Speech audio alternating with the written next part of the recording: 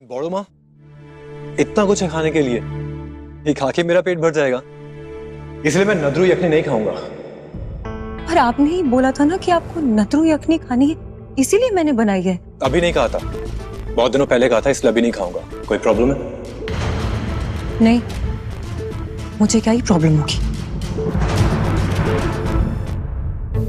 अनी, जनक ने इतनी मेहनत से सब कुछ तुम्हारे लिए बनाया है, सबके लिए भी।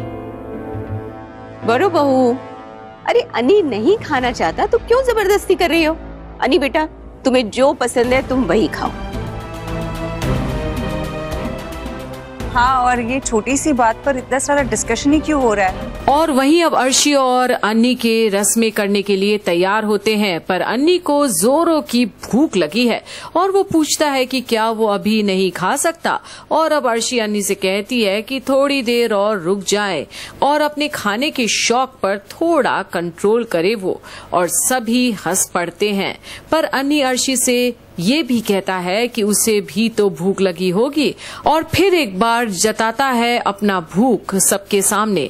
पर क्या वाकई में अन्नी को भूख लगी है, और क्या वो जिस तरह से अर्शी को पूछ रहा है क्या उसे भूख लगी है, कहीं वो झनक को चिढ़ाने के लिए तो नहीं कर रहा? पर किसी को क्या पता कि जिस दर्द से इस वक्त झनक गुजर रही है उस पे अन्नी सिर्फ नमक ही छिड़कने का काम कर रहा है। और अब सृष्टि पूछती है कि कौन से रस्में करने हैं, और इस पर अब अंजना कह देती है दादी से ही पहले कि बस शंखनाद, उसके बाद आप सब आशीर्वाद दीजिए, फिर ये दोनों खाना खा सकते हैं। बड़ो बहू, अरे शंखनाद करो, मैं आशीर्वाद दे रही हूँ।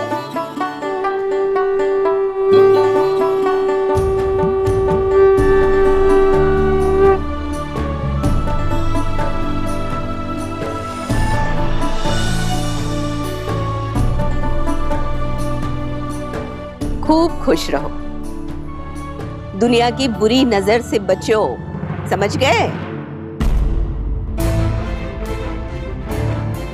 और शादी के बाद लक्ष्मी नारायण की जोड़ी बनकर रहो, खूब प्यार में रहो, हाँ?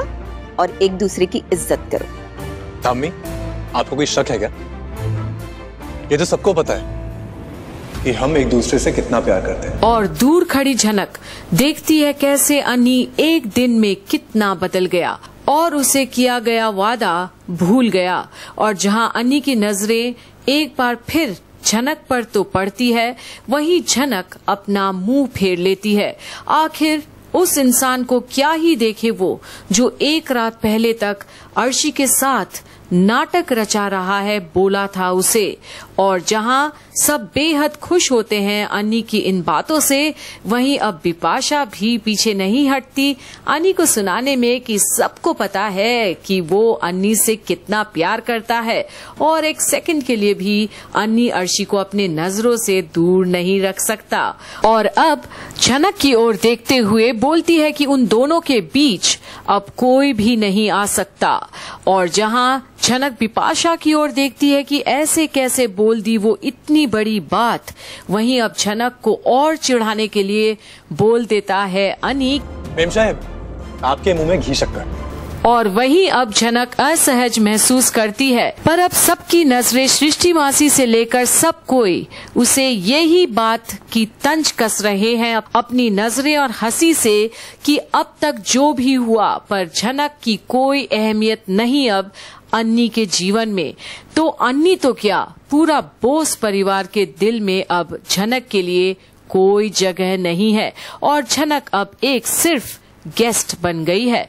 पर जो जख्म अन्नी दे रहा है झनक को, उसे खूब चोट पहुंचाने के लिए, क्या वो अपने आप से बेवकूफी तो नहीं कर रहा? क्योंकि उसकी आत्मा को पता है कि वो प्यार तो सिर्फ और सिर्फ झनक से ही करता रहा है।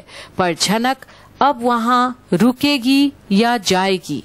देखते रहिए झनक की सारी अपडेट्स यहीं कंप्लीट बॉलीवुड पर। वैसे हम सबको एक बात तो माननी पड़ेगी कि अन्नी की चॉइस है तो बहुत अच्छी, क्यों अर्शी? हाँ, वो तो है।